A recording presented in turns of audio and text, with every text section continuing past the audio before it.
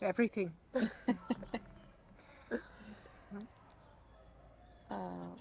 Often a world that is parallel to the practical daily circumstances in a way, offering something that maybe doesn't occur necessarily in daily practical circumstances of the family life, of school life, but which does trigger certain cognitive developments which otherwise would not occur. It's very technical.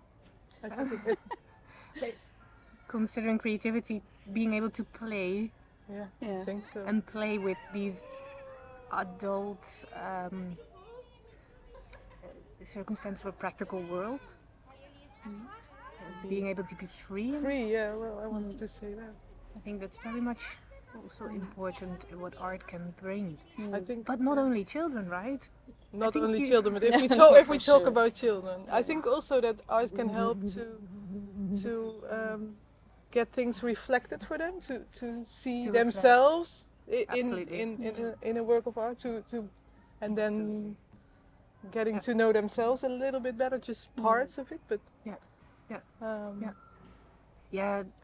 Learning does not occur cognitively. It occurs with the hands, with the feet, with the touch, with the smell. All senses are involved. yeah. And I think art world is a very beautiful vessel to stimulate that. Yeah.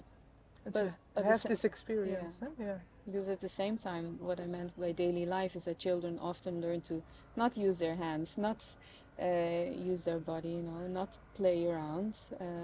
So in that sense, it can offer a parallel to... Because it's not done enough, is what you mean. Yes, I would say. Yeah. It's not done enough. Sometimes, in some families, art is maybe a part of life, in other families, maybe not so much. And I think it's very important that even though it doesn't occur in all families, or maybe families doubt about incorporating it through education in school or outside of school, they can meet it and play around in it and explore and get to know sides of themselves and their own possibilities. So it's identity building too. Yeah. Yeah. And also to be able to act from an interest from within, I think, from an authentic interest. Yeah. So that it's not coming from outside what they have to do, but really Yeah.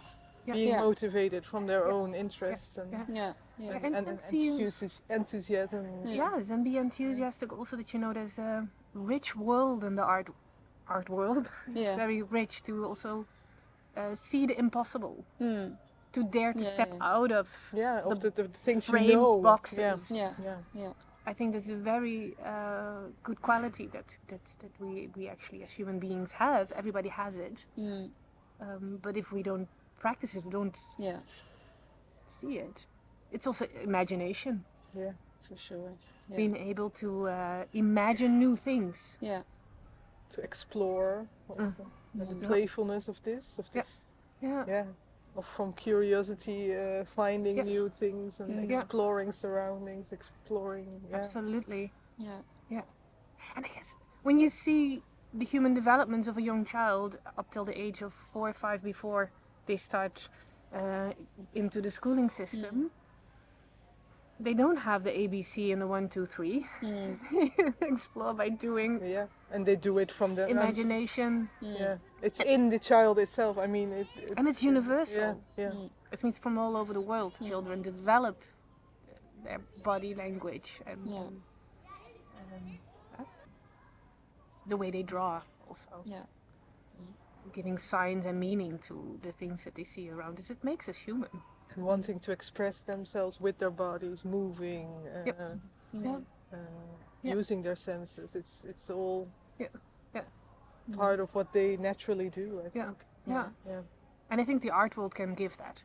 Not necessarily said that all artists are aware when they create their artwork about these concepts that we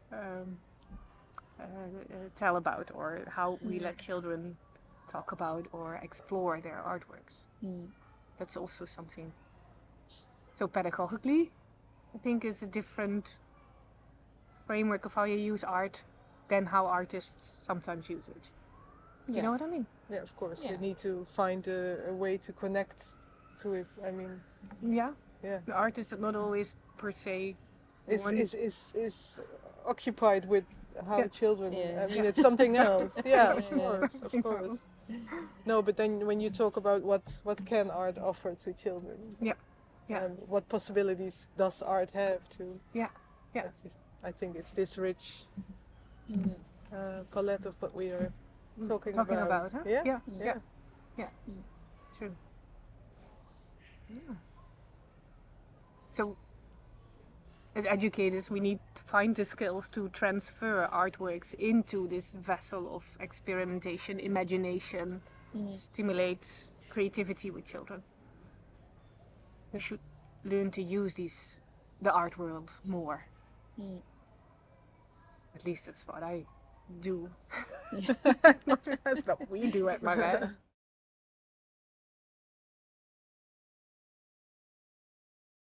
Being artistic, it makes me flexible, creativity flexibility, but also being able to imagine. For me, imagination is a big part of that. Yeah. Being able to tell a story, to imagine a world that we all can work together towards, or Yeah. And I think artistic or creative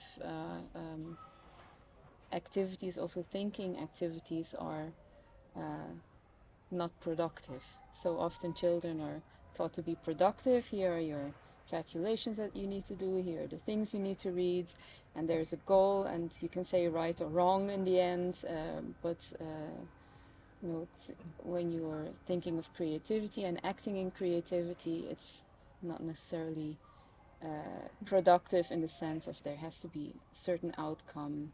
Maybe there is no Absolutely. I think maybe this, there is no physical outcome. Yeah. And it's also being able to let go of the conventions we live with in our daily lives, social interpretations of visual signs, auditive signs, whatever. And being able to see things for what they factually are, and kind of approach them from all that we have within ourselves, or all that a child has within themselves.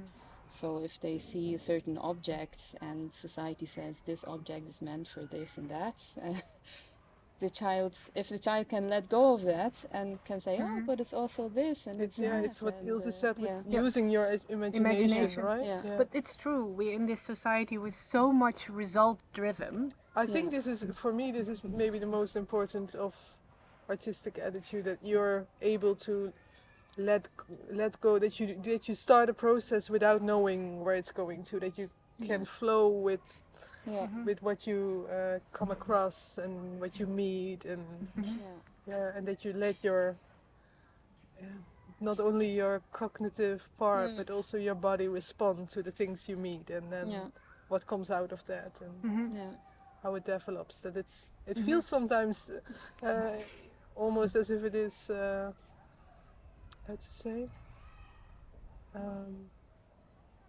as if it is outside of you, as if you can, I mean, if I talk about creating as an artist, it can feel like the things just go because you're concentrated and doing, and this really, when you have this flowy feeling of making, that things evolve from one another without thinking too much, but just by doing and using your intuition and using your senses. I also see the analogy right now towards what we said before about children playing. Creativity is about play also. Yeah. Definitely, yeah. Young children do this. They are in this flow. Yeah. Of course, they have fixed moment that they want to do something, and they say like, I want to go that direction. Yeah, of course, but this is also part, I mean, you need some direction to... This occurs when you are starting this creative process. Yeah, absolutely true. And I also think what you're saying is so true, that the meanings are often already given to children. Yeah. their symbolic language. Especially here in the Netherlands, it's too early that we start with that. And you see that there's also a gap now. There's missing a part in their development. The missing of being able to imagine, to be creative, to develop their own meanings into what they've been doing. Because the meaning is already given to you. 1 and 1 is 2. Which results in adults who can find it very problematic if they do not know the meaning of something. Which I encounter as a musician, as a composer. It's so often it happened that I'm sitting next to someone in a concert, and at the end they said, "But what does the composer mean by that?" And I asked, well, why does it bother you that you don't know what he means? Are you not able to enjoy it or experience it just as it is? Yeah.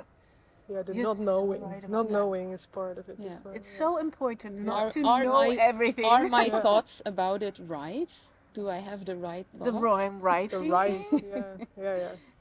Which Yeah. is, you know, I mean, it's your thinking. Think what you want.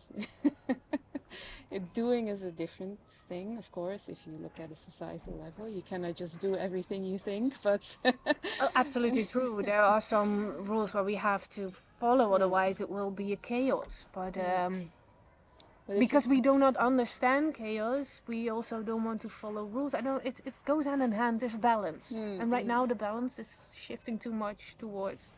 I think it's consumerism as well. That we are given so many meanings, and this is what you get. Oh yeah, we accept it and eat it. Yeah. But then there the balance is gone, maybe.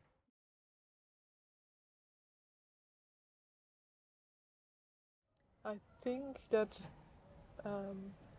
it is quite peculiar to art.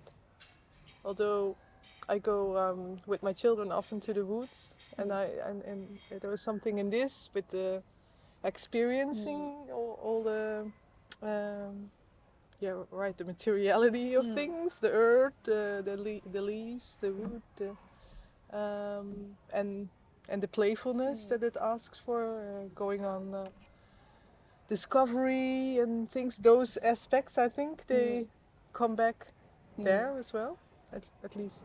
But I think it has something different.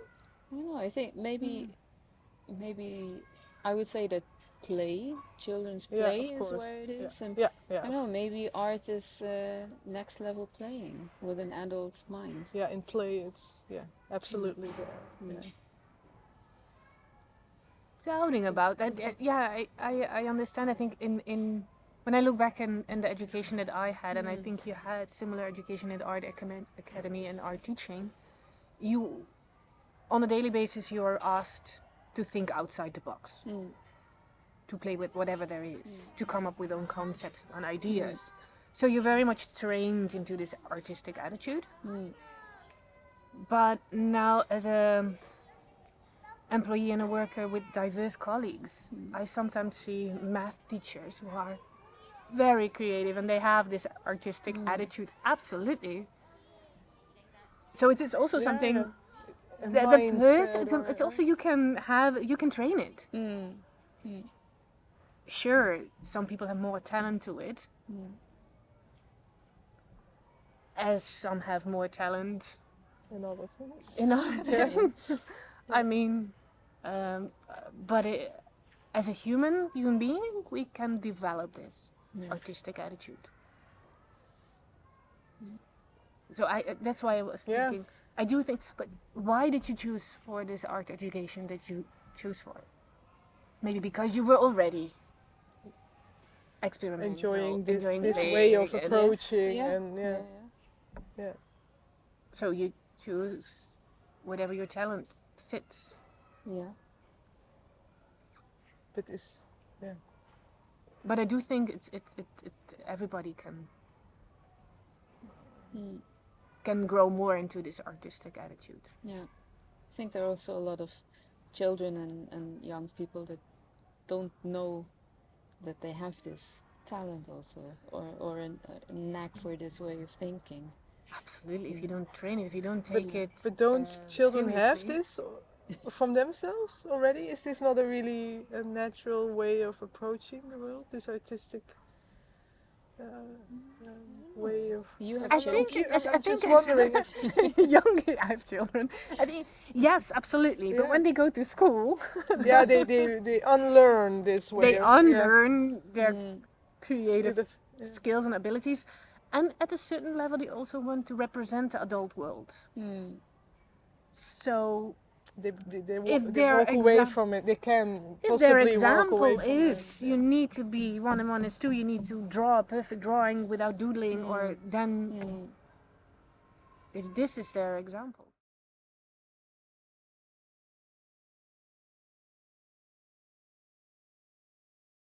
I think all children have this creativity and this artistic attitudes, but once they go to a certain school, they unlearn it sometimes. And in the interventions that we did, I think I could see that a lot. There was a Fernet school. You were not there. You had the second school. Maybe you have the same kind of similar observation. And the children, sorry, these children, they could imagine and use their senses to discover and to explore. We were in quite empty room, and they were asked to find something interesting. That's what we asked them.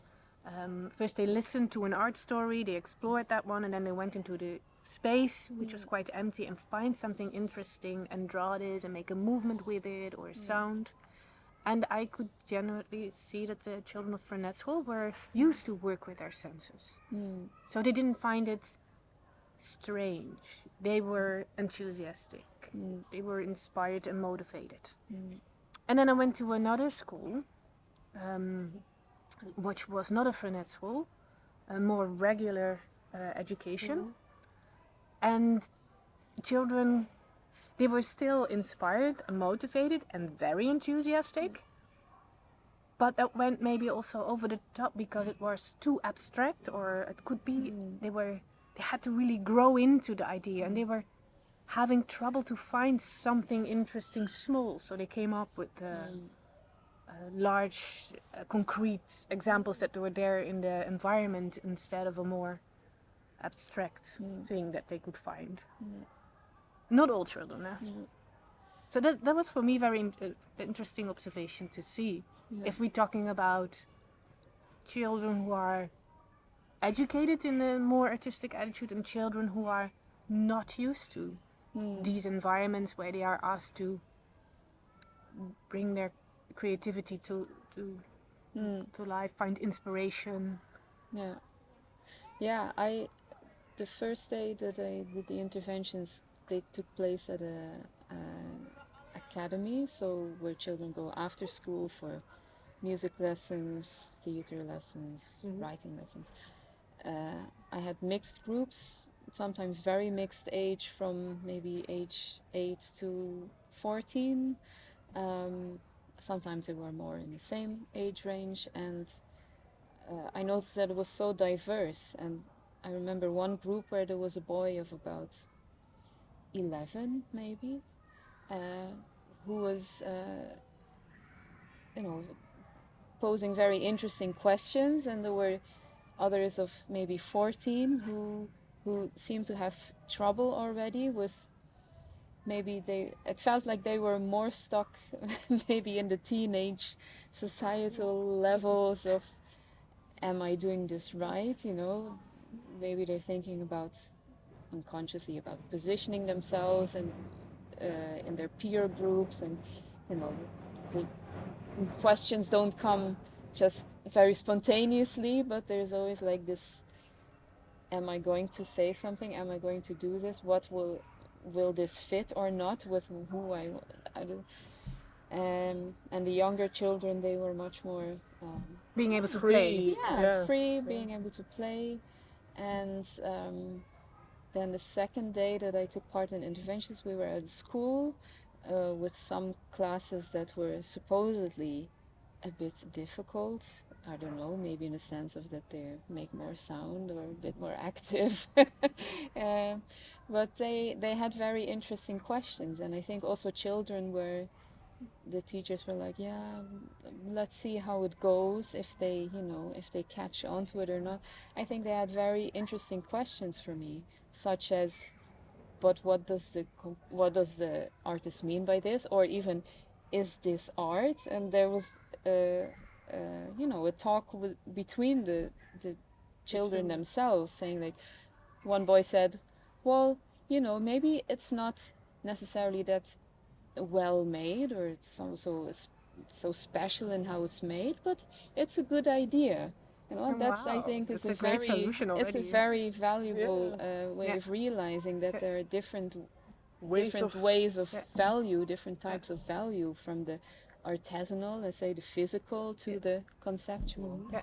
Yeah. And I thought that was, I love that. It was beautiful. And Yeah. I love to, just lean into those kind of questions for a bit, even if maybe the emphasis of the intervention should be on sensory exploration. I think it's, it was too good of a question from the children to not go into. But it's nice that's okay, right? Yeah. To react on what happens in front of you, right? And to be flexible also in your way of teaching, to be creative. I think that's also a great example for the teachers who were there. Like, you have an intervention planned with a certain direction, but then something occurs and you have to give this space too. You can give this space. You can integrate this in the intervention on spot. Yeah. And that is actually what we absolutely did with this intervention, because we had some ingredients, but every time with every class we cooked differently. Yeah. I remember also one group who was a bit very much enthusiastic, and I really felt they have to feel that they are a group again. So I asked them to put all hands into the circle, because we always worked with a circle as a framework. So they had to place their hands into the circle, and I made a yell. And that worked great, because then they were consecrated, connected again. And then I tried it with another group and it completely failed. That's also very interesting. That these interventions, sometimes they feel it and you have to do it. But even if it fails, it's not a failure for you as a teacher. Yeah.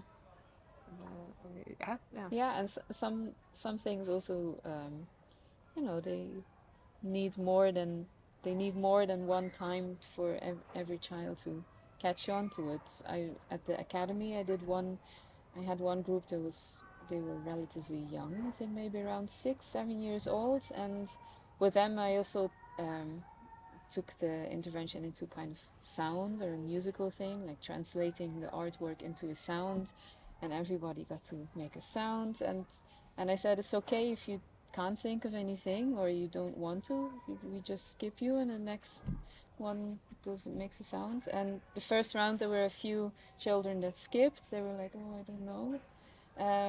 But then, the ones that did were very enthusiastic. We made another round, and in the end everybody was participating. So it's also valuable for other children to see that it is just play, and you cannot make a right or wrong. And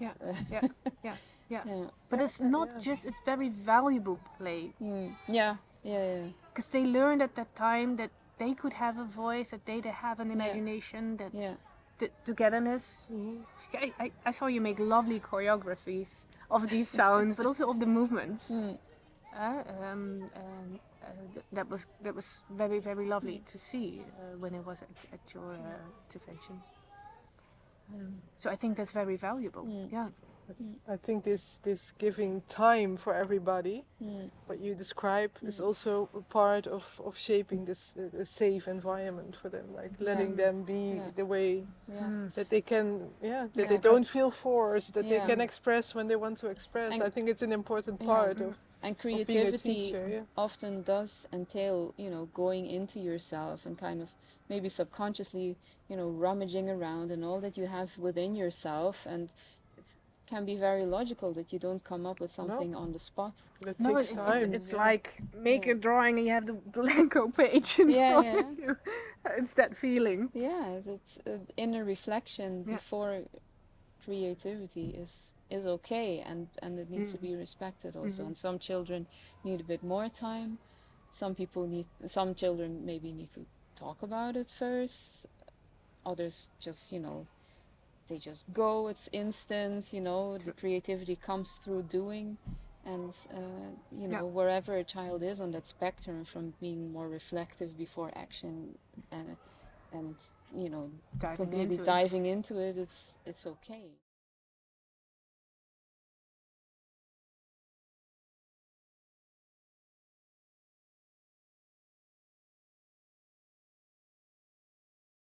If a teacher is, not involved, if it makes a very big difference. If a teacher comes in with their class, basically has an attitude of like, okay, here are the children, you go do your little art intervention thing, and I do something, my proper work, like checking tests, or I don't know, going getting toilet paper, it does give off a message to the children, like, okay, this is not like real school, this is not really important because the teacher doesn't find it important enough to be here with us. So it does create a difference in Absolutely, attention of the children, or their attitude, their approach. And it was fantastic to see how some teachers got involved and participated, stimulated the children. They themselves got into a play mode, and they enjoyed it for sure. But they also understood the project. Yeah. I think that's also very much important for the teachers, that they, if they sign up for such a thing, for art interventions, that you do have to, if you want to make it meaningful education, you have to participate. You are an example as a teacher. And you have to, if you don't know how it works, you have to find a bit of training. In this project, I know that there was training for these teachers, and you could see the difference. For the ones who understood the project, and the ones who, didn't have a clue. Because it's at the moment, I think, in education world, it's for teachers very difficult to have this artistic being. It sounds vague. And why? So it's good that we, in this project, try to give hand and feet to the idea of artistic behavior and why it is important for these children. But you could see the difference. Yeah. But I could also see difference in age groups. I also already told about the diversity in schools. You can see the difference in how the way the children are educated. And we did have an intervention for 4 till 14-year-olds. The same intervention, the same artwork, the same materials that we used. But I could tell that the young children had a kind of anxiety level. Because first they started with the artwork covered. They wanted to take that away. They wanted to grab the artwork. They wanted to run around with it. There was a certain anxiety. Bigger movements, For them, this step to something that is covered underneath something on the floor, it's already such a trigger. So exciting. So exciting. Only using your hand to touch it first. Yeah. That was, I could tell. And for the older groups, they were indeed in puberty. They were like, I want to behave like an adult, and still I want to feel. So you could. Don't express too much your enthusiasm or your... They found it also intimate. Yeah. That's also interesting because I had this a little conversation that started about this because they had to feel together on it with one finger and it was very soft, and the intimacy around it they found very awkward. And for the possibility that maybe you touch someone else's finger for under in the puberty, but we had such a beautiful conversation around it because I made it. I talked with them like, I can imagine that for you in this age group, it's quite difficult. Yes, teacher, and they understood what I was talking about. That was so interesting. So I also think with these activities, they can learn that intimacy is something else than. Talking about sexual relationship by touching or by this distinction in using your senses. It's very important. I couldn't see that in the intervention we took. That was interesting.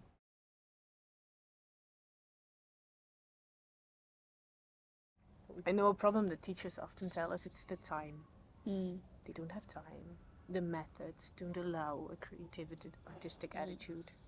Yeah, I think it also has to do with very short-term goals. I think when you would make goals that are a bit further, you are more free in the way how you approach those goals. I think.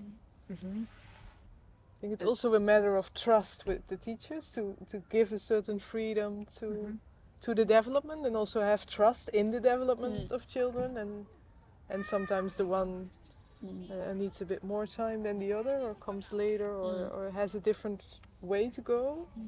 I think if you allow this a bit more, then Give space, Give space, to a school day that allows also a possibility of not result driven. Yeah. for sure. Yeah. Maybe also incorporate non-result driven aspects in other, not only in the art hour of art education, but in some other aspects as well, that it, it's not only a part of this 1 hour a week or whatever that they are In your whole approach of It should be teaching. integrated. yeah. But that's also, I thought about this question a lot, like how can we bring this artistic attitude then to schools? Because we can do it with art interventions. Yeah. But then will the teachers do it?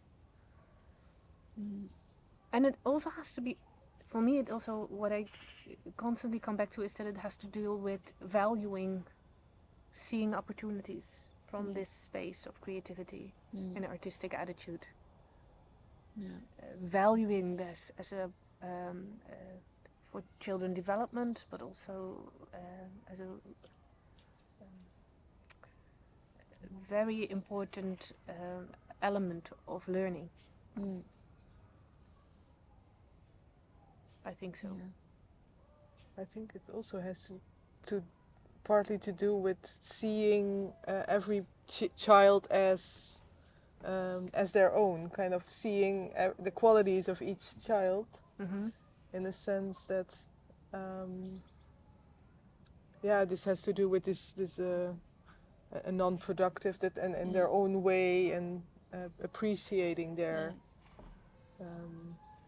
ownness, or how to say.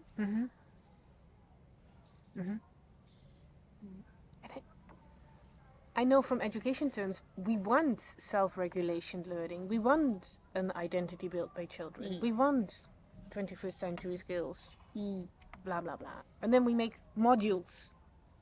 But the modules are all fixed. Well, I think if you give free space and you let children explore a certain environment, the classroom, the outside room, go to a forest, and then ask them, what's your inspiration? And take this and try to find questions around this inspiration that you have. How is this color made? How does this work? I think so. And this experience driven. But then in this sense, what you talked about with the teacher being involved, I think this is also very important. That you share an experience. I think this is such a valuable way of learning, and also of more in a more artistic sense.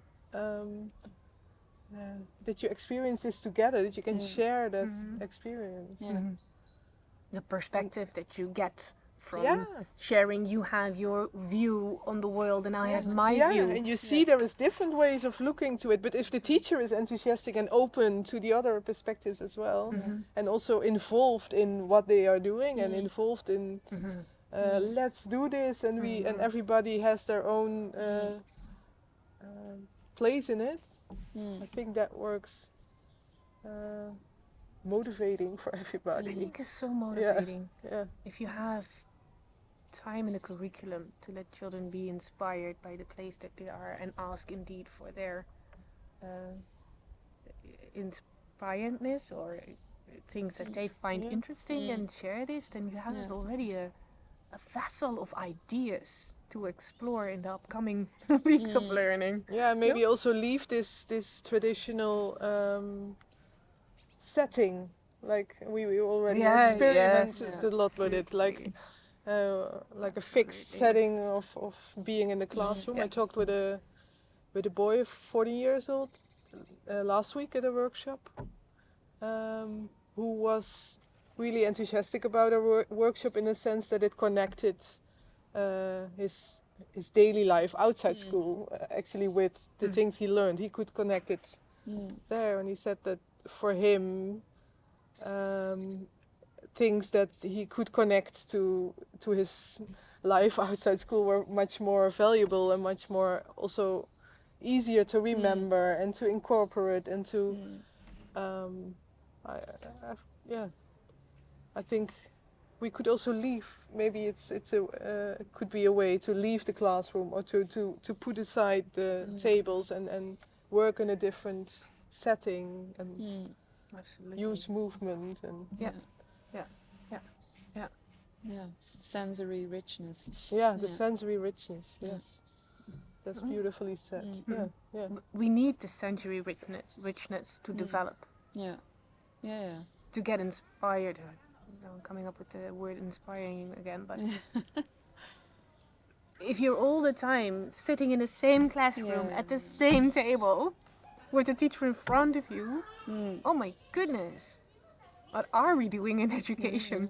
No, it's a neurological food, the things we experience through our senses. And it's like if you don't get, if you don't get vitamin C, you get scurvy. If you don't get the sensory input, something will be underdeveloped. Absolutely. You won't be flexible. You get a burnout. I think maybe we should sticker it with an illness. That will change the education system. If you don't practice this artistic attitude, you're sure to I think, end up with a burnout. I think you lose yourself in a way. You lose connection to your inner self, which makes it much more harder to navigate through life and to find your way, find your interests. Absolutely. There's now an artwork in front of the station of Maastricht. Sally of Sarah is the artist. It's a huge statue of a boy sitting, and it's trying to find attention for suicidal kids under age of 18, which is the number one reason why children suicidal and depression is one of number one for deaths in young people under 18, which is serious. Wow. And I won't say art is a cure or medicine, but I do think at this moment we as human beings, there's something going wrong because we need creation, right? We need to be able to build things, to connect, to see possible worlds, to work towards something, and that's judgments. Yes.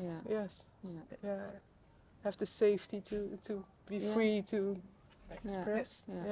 Because I think a lot of children have to deal with judgment in the sense of they're constantly being taught this is the right way to do something and that's wrong, and by parents, by teachers, and in a way, it's good, like you don't hit your little brother or sister, but you're nice to them, or you say something instead of hitting other children.